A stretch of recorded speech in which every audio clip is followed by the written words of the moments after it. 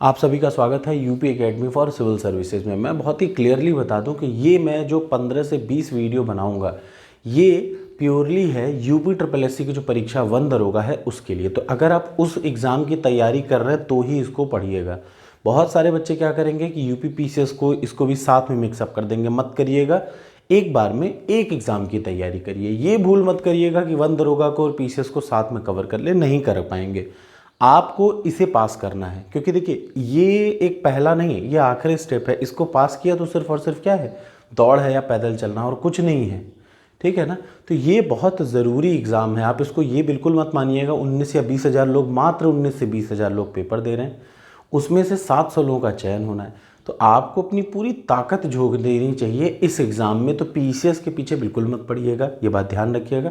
अगर आप 1 दरोगा दे रहे हैं तो सिर्फ 1 दरोगा दीजिए, अगर आप पीसीएस दे रहे हैं तो सिर्फ पीसीएस दीजिए। दोनों में अगर आपने हल्का सा भी कंट्राडिक्शन किया, अगर आपका शॉर्ट लिस्टिंग हो चुका है 1 दरोगा में, तो मेरी आपको यही सलाह है, एक बार 1 दरोगा का जॉब या ये 1 नौकरी को आप ले लीजिए, उसके बाद पीसीएस की तैयारी करिए। बिल्कुल भी ये चक्कर में मत पड़िएगा कि एक साथ दोनों को कवर करें, जैसा कि एक बच्चे ने पूछा था। तो चलिए शुरुआत करते हैं। आज मैं बैकग्राउंड की बात करूंगा। टोटल 26 टॉपिक है। तो आज पहला टॉपिक नेशनल फॉरेस्ट पॉलिसी को मैं पढ़ाने जा रहा हूँ, राष्ट्रीय वन नीति को मैं पढ़ाने जा रहा हूँ। तो पहले मैं बता दूँ, वन का मतलब होता है जंगल, ठीक है, ये सभी को पता है। तो अब शुरुआत कहाँ से हुई, तो सबसे पहले 1855 में, एक तो हम लोग 2 हिस्सों में बांट रहे हैं पहले राष्ट्रीय वन नीति को, एक है आज़ादी के पहले, दूसरा आज़ादी के बाद। तो पहले मैं आज़ादी के पहले क्या क्या भारत में हरकतें हुई थी राष्ट्रीय वन नीति को या फॉरेस्ट पॉलिसी से ले। फॉरेस्ट पॉलिसी क्या है, मतलब वनों के लिए नियम बनाना कि यहाँ पे कटाई होगी कि नहीं होगी, यहाँ पे ये होगा कि नहीं होगा। तो फॉरेस्ट पॉलिसी का मतलब वनों के लिए नियम बनाना। तो पहली बार 1855 में किसका, एक थे क्लेलैंड, याद रखिएगा 1855 में एक क्लेलैंड थे, उनकी सिफारिश पे डलहौजी ने क्या कर दिया, फॉरेस्ट के कंजर्वेशन के लिए चार्टर बनाया और कुछ नियम बना दिए। याद रखिएगा, सिर्फ कुछ नियम बनाए पूरे भारत के लिए। पहली बार 1855 में क्लेलैंड की सिफारिश पर डलहौजी ने, उसमें कौन था, डलहौजी, डलहौजी ने क्या किए, एक चार्टर बना दिया। चार्टर किस चीज़ के लिए, वनों के संरक्षण के लिए। हिंदी में अगर कहा जाए तो फॉरेस्ट कंजर्वेशन मतलब वन संरक्षण के लिए, याद रखिए। तो पहली बार किसने बनाया, आज़ादी के पहले पहली बार डलहौजी ने बनाया। किसकी सिफारिश पे बनाया, क्लेलैंड की सिफारिश पे बनाया। किस चीज़ का चार्टर बनाया, तो वन संरक्षण का चार्टर बनाया। याद रखिएगा, यही ऑब्जेक्टिव आएगा और कुछ अलग से नहीं आएगा।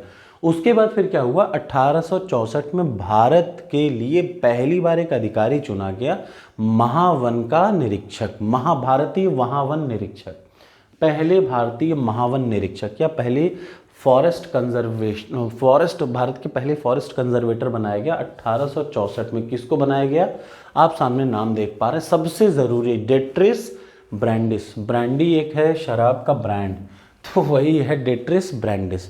याद रखिएगा, यही डेट्रिस ब्रांडिस को भारत में वन का, याद रखिए, इंडियन फॉरेस्ट्री का, भारतीय वानिकी का फादर कहा जाता है। ये कम से कम 4 से 5 बार इसको रट डालिएगा। क्या है, डेट्रिस और ब्रांडिस। आप सिर्फ ब्रांडिस याद करिए। ब्रांडिस क्या है, ब्रांडिस का मतलब brandy is a brand of शराब। तो ब्रांडिस जो है वो क्या थे, भारत के वानिकी के क्या थे, फादर कहे जाते हैं। इस बात को याद रखिएगा। फिर अगला स्टेप क्या हुआ, 1894 में एल्गिन दो। अब अगर आपको ये नहीं याद है कि एल्गिन दो कौन था, ये सब कौन थे, तो मैंने इसका शॉर्टेस्ट तरीका कभी इतिहास में पढ़ा है, वहाँ से वीडियो उठा के देख लीजिएगा। 1894 में एल्गिन दो थे, उन्होंने पहली नेशनल फॉरेस्ट पॉलिसी को लॉन्च किया या डिक्लेयर किया। याद रखिएगा, आज़ादी के पहले पहली नेशनल फॉरेस्ट पॉलिसी 1894 में किसने किया, एल्गिन दो ने। अब आप पूछेंगे तो ये पहले वाले क्या थे, वो नॉर्मल चार्टर थे, जैसे कायदा बना दिया कि बाबा अब यहाँ कोई नहीं जाएगा, ये नॉर्मल कायदे होते हैं। एक होता है नेशनल फॉरेस्ट पॉलिसी बनाना। तो पहली नेशनल फॉरेस्ट पॉलिसी 1894 में एल्गिन दो ने बनाया था। याद रखिएगा, ये बार बार रटना चाहिए आपको। इसके पहले क्या हुआ था, वन संरक्षण के लिए कायदा बना दिया कि बाबा यहाँ कोई नहीं जाएगा। फिर क्या हुआ, पहले महानिरीक्षक को रट दिया। फिर तीसरे नंबर पे क्या हुआ, पहली नेशनल फॉरेस्ट पॉलिसी बनाई गई।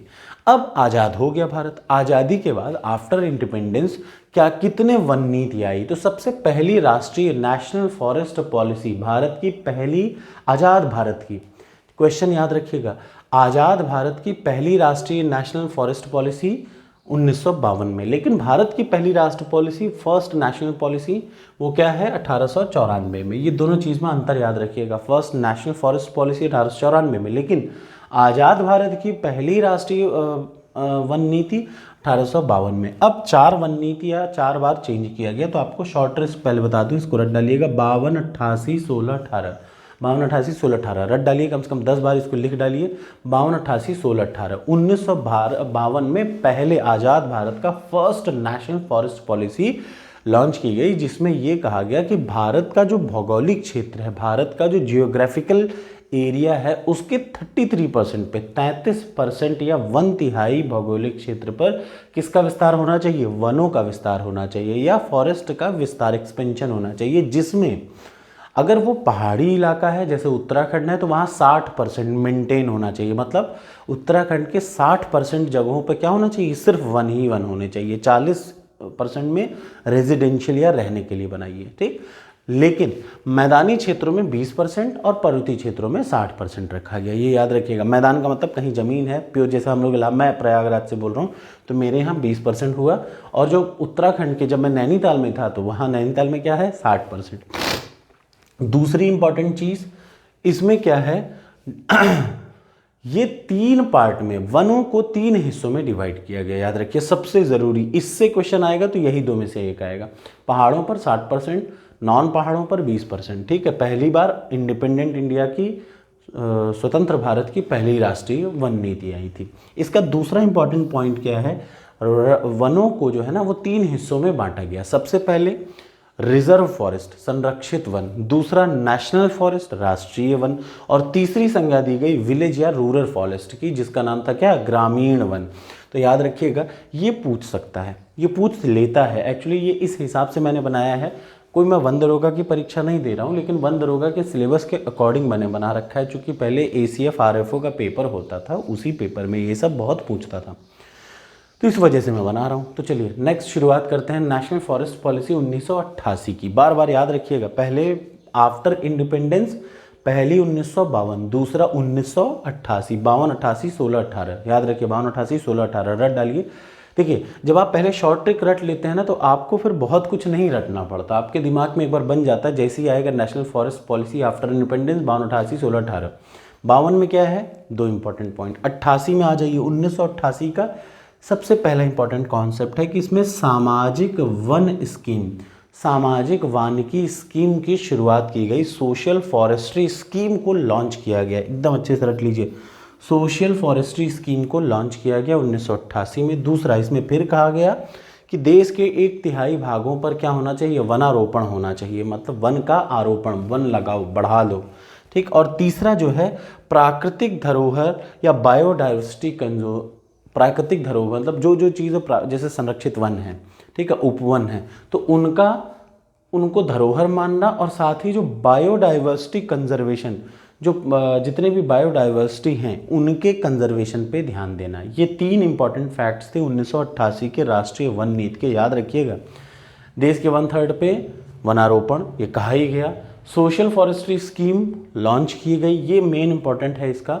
और तीसरा, प्राकृतिक धरोहर, जो नेचुरल जो हेरिटेज हैं, वो जितने भी नेचुरल, इस समय कमेंट बॉक्स में कमेंट करिए कितने नेचुरल हेरिटेज हैं, ये पक्का याद रखिएगा, पूछेगा एग्जाम में, कितने नेचुरल हेरिटेज हैं, सब के बारे में आपको पता होना चाहिए। ये मत सोचिएगा कि भैया वो हिस्ट्री का पार्ट, नहीं, that is a part of natural heritage, is a part of this one, ये जो दरोगा वाला पेपर है उसका।